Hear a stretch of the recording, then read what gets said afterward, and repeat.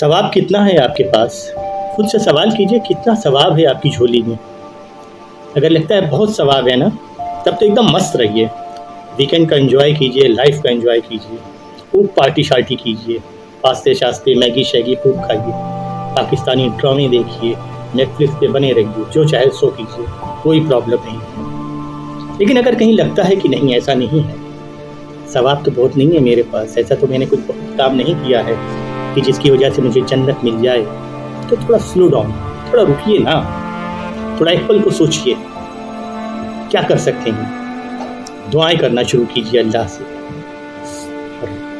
راہ راست صحیح ہو اس کے لیے ہدایت مانگیے اللہ سے، دعائیں کیجئے، ہدایت مانگیے کہ اللہ آپ کو صحیح راستہ دکھائے اور صحیح راستے پہ چلائے۔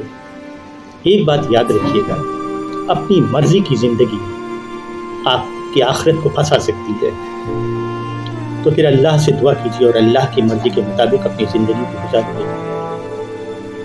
جاگ جائیے سونے سے پہلے، کہ کہیں ایسا نہ ہو کہ اگر آپ سوئیں اور سوئے رہ جائیں اور آخرت میں جب آپ کو اٹھایا جائے تو پچھتاوا ہو۔